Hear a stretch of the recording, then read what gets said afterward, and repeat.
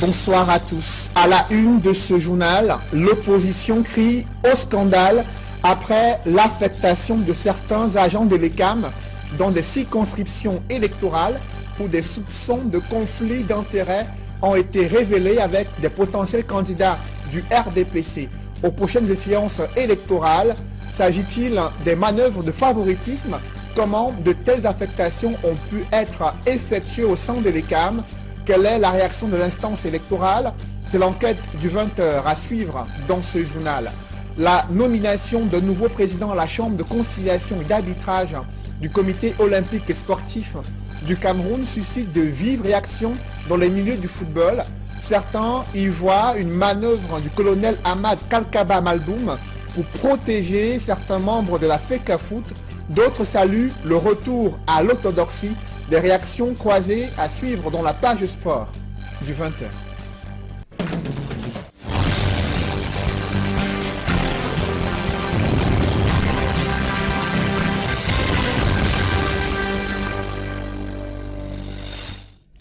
Merci de suivre cette édition complète de l'information sur Equinox Télévision. D'abord, ce scandale écologique qui continue de défrayer la chronique dans la capitale économique du Cameroun, des déchets industriels déversés dans la nature et qui perturbent le quotidien des populations. Une usine où il y a une manipulation dangereuse des produits pétroliers, usine installée en plein cœur d'une cité résidentielle dans le 4e arrondissement de Douala, malgré les plaintes des populations, malgré les risques élevés d'explosion. Ces pratiques se poursuivent à ciel ouvert sous le regard silencieux des autorités locales. Reportage Warren Zede et Julienne Berthe-Bissaille. Sodico, en plein cœur de Bonaberry, n'est désormais que l'ombre de lui-même. Ce quartier résidentiel, jadis paisible pour ses populations, est aujourd'hui sous l'ombre d'une menace. Il se passe que depuis pas mal d'années, nous vivons avec un entrepôt de stockage de produits pétroliers aux alentours de nos maisons. Et nous constatons qu'il y a des camions-citernes qui entrent au quartier, de jour comme de nuit, pour venir s'y approvisionner. Donc c'est tout à fait évident que nous sommes en danger, parce que si jamais il y a un incident ou un accident dans cet entrepôt, nous n'imaginons pas ce qui pourrait se produire, surtout qu'il s'agit d'un liquide inflammable, le pétrole. À l'intérieur de cette usine d'un autre genre, l'on peut voir des cuves contenant le liquide inflammable, une cheminée par laquelle s'échappent les odeurs nauséabondes, des citernes rattrapées par l'usure du temps et des employés qui se livrent à la tâche. Selon les riverains, cet entrepôt à la légalité douteuse rejette des effluves nocives. Depuis plusieurs années, on vit vraiment dans un calvaire terrible. Ces odeurs-là, ça devient impossible. Ça rentre dans nos maisons, dans nos jardins, dehors, on ne peut plus s'asseoir dehors. Donc nous autres, on est toujours malades, on se demande si ce n'est pas à cause de toutes ces odeurs d'acide-là. Tout est réuni pour nuire à la santé. Ma maman, elle a attrapé une bronchite, elle se retrouve actuellement à l'hôpital. Moi, deux fois la nuit, il m'arrive d'avoir envie de vomir à cause de ces odeurs-là. Chaque jour, des camions viennent ici s'y approvisionner sans être inquiétés. Depuis environ 2 mois, à ma connaissance, ils viennent à 20 h, ils sont là, ils entrent à 19 h, même pas plus tard que samedi. J'ai vu un des camions citernes sortir, entrer du quartier et ressortir aux environs de 21 h. Hier, il y en avait à 14 h. Aujourd'hui, présentement, vous pouvez aller à côté pas loin de l'entrepôt, vous les verrez. Donc, actuellement, ils y entrent le matin, la nuit, à des heures normales, quoi. Conscientes des risques de cette activité qu'elles qualifient d'illégale, les populations de Sodico disent avoir interpellé plusieurs fois les autorités compétentes. Ces tentatives sont restées lettres mortes. Nous avons essayé en tant que citoyens conscients d'interpeller les autorités à ce sujet.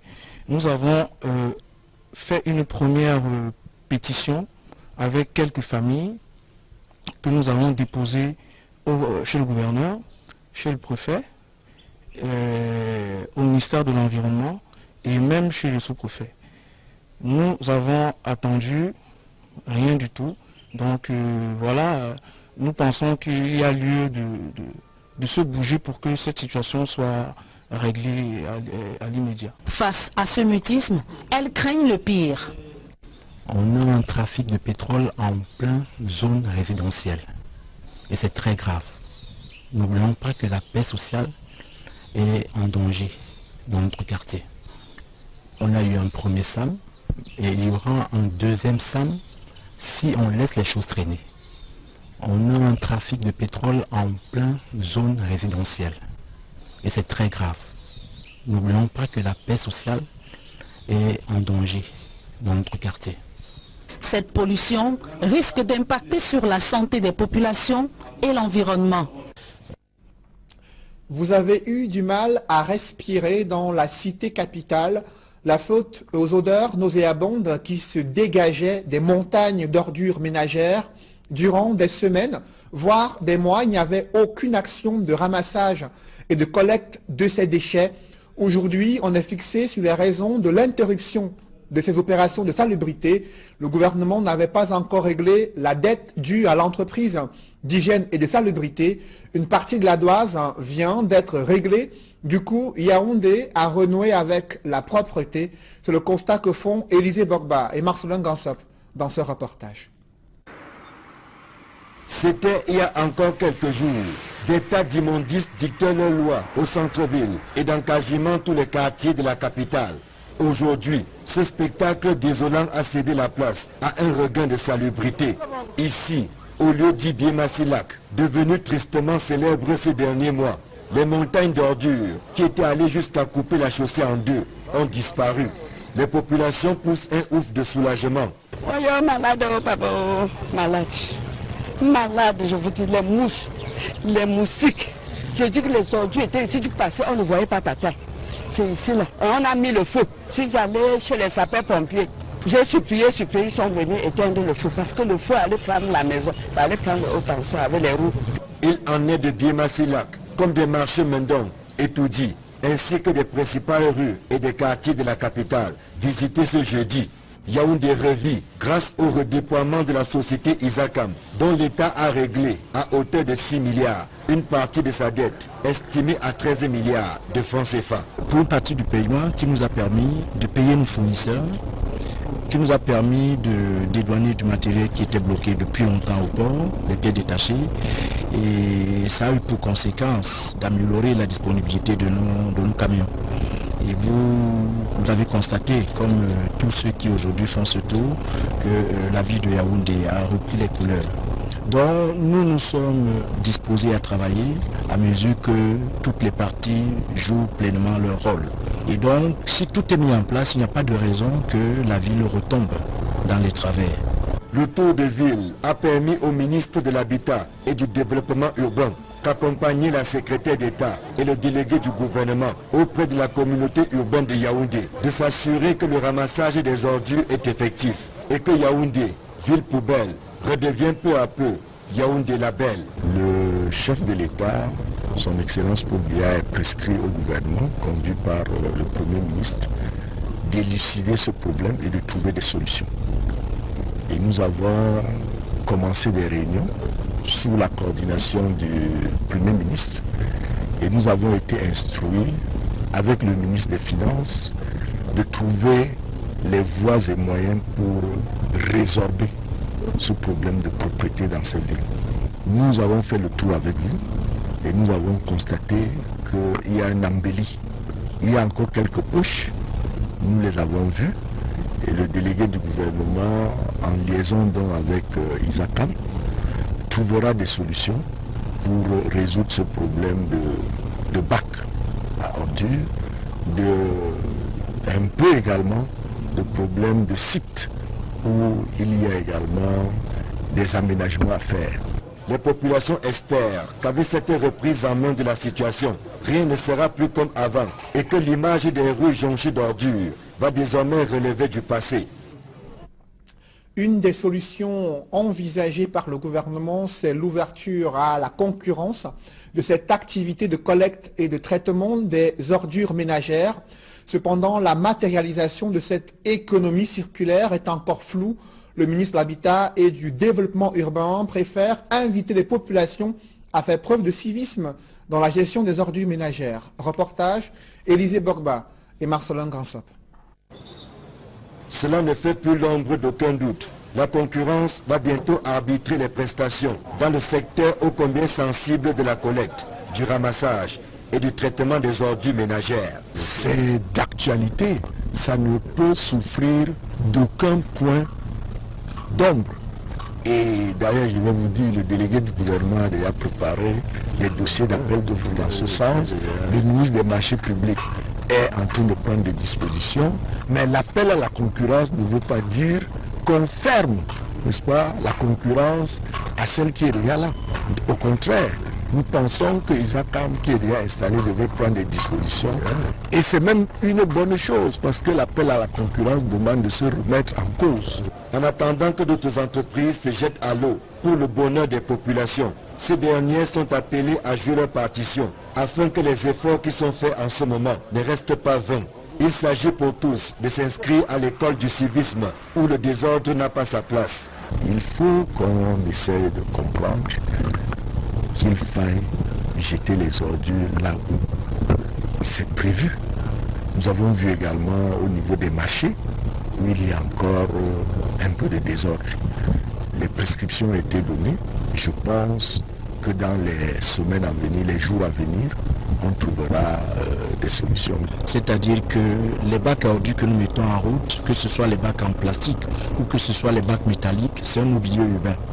Et il n'est pas bien que ce mobilier soit vandalisé. Vous avez constaté vous-même que certains de ces bacs étaient en feu. Quand ils sont en feu, c'est une perte déjà pour le niveau de propriété de la ville. Maintenant, je crois que c'est pour les inviter à un peu plus de civisme, qui versent les ordures dans les bacs. Les camions sont disponibles pour pouvoir les collecter et ça aidera à ce que la ville soit maintenue dans un état de propriété permanent.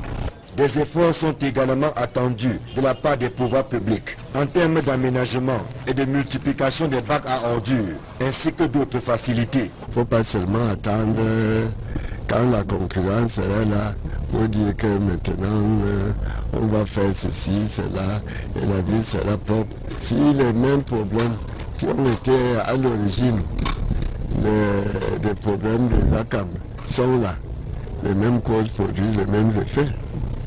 J'espère qu'on se comprend. La salubrité est une affaire de tous.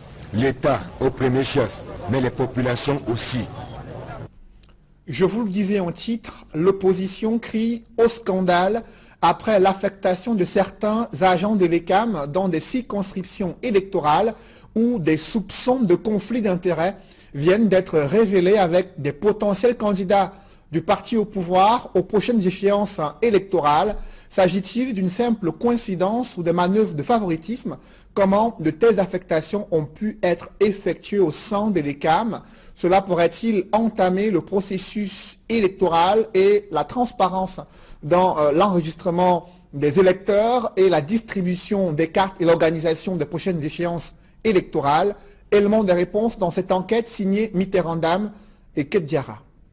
C'est dans ce courrier datant du 5 janvier 2018 et adressé au délégué régional d'Elections Cameroun pour le littoral que Carlos Ngoualem, adjoint au maire de la commune électorale de Douala 5, dénonce ce qu'il considère comme un risque de partialité grave de Dame Feu Guang, Nendoufon Solange, élément de l'ECAM qui exerce désormais au sein de l'antenne communale de Douala 5, la même que son époux, politicien. A été affectée à l'antenne communale de Douala 5e, où elle est en charge des inscriptions sur les listes électorales. Et au moment où nous abordons le démarrage des inscriptions sur les listes électorales, avec la distribution des cartes d'électeurs et dans la perspective des consultations électorales qui sont prévues en 2018, nous avons jugé cette affectation scandaleuse. En effet, la concernée n'est nulle autre que l'épouse de Feu Guang Richard, le président de la session RDPC Vouré 5 et par ailleurs ancien, mais certainement nouveau candidat aux échéances de 2018. Ce qui pourrait, à en croire Carlos Ngoualem, amener tout observateur à douter de la neutralité de cette dernière dans l'exercice quotidien de ses tâches.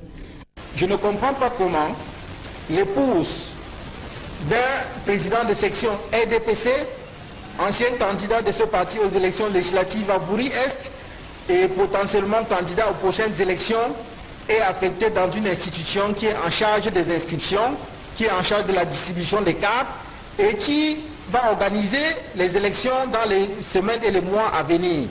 Donc, nous estimons que c'est une provocation, c'est une situation qui est inacceptable.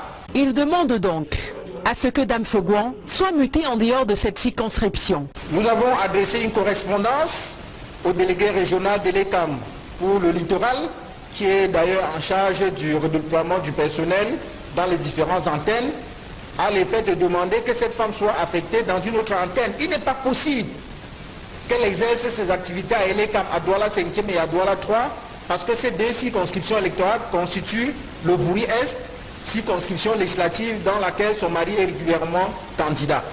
Pour lui, cette affectation est symptomatique de l'absence de neutralité de l'institution en charge des élections au Cameroun. Voilà des situations comme ça qui montrent que l'institution en charge d'organiser les élections dans notre pays n'est pas crédible. Et c'est pour ça que depuis des années, le SDF s'est toujours battu pour la mise en place d'une commission nationale électorale indépendante paritaire. Parce que on a misé sur la neutralité, mais on s'est rendu compte que les pontes du régime ont envoyé leurs enfants, leurs petits-enfants, leurs beaux-frères, leurs belles-sœurs dans toutes les antennes de l'ECAM.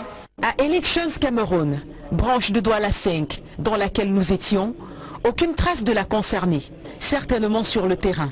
Au moment de notre descente, nous nous sommes alors rendus à la délégation régionale d'Elections Cameroun pour avoir des précisions du top management pour le littoral. En off, Emmanuel Kouadika nous fera comprendre que le dossier est bien connu de ses services et subit un sérieux traitement en interne. Même si pour lui, l'affectation de Dame Fogouan à Bouri 5 s'est faite sur la base de sa connaissance de ce terrain. Et en tant que personnel d'appui, il nous apporte la précision selon laquelle elle n'a pas de réelle décision à prendre. Sa présence à Douala 5 ne serait donc favorable à personne d'autre qu'Elections Cameroun. Jouant au téléphone, Richard Fogouan s'est montré indisponible. Il n'a donc pas pu s'exprimer sur la question. Pour information, l'article 17, in fine du...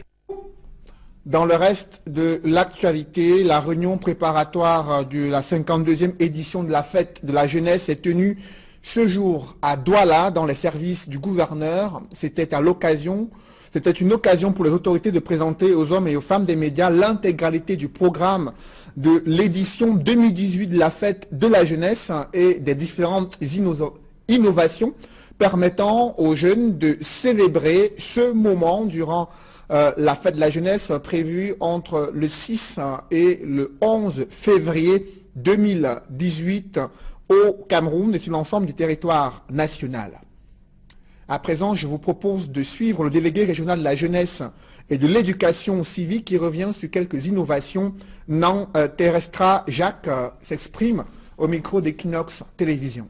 S'agissant de la célébration de la 52e édition de la fête de la jeunesse dans le littoral, la première chose c'est que le littoral a le privilège, après 10 ans, d'avoir le lancement national par Monsieur le ministre de la Jeunesse et de l'Éducation civique, accompagné de ses collègues partenaires de la promotion de la jeunesse dans les différents programmes d'appui aux jeunes.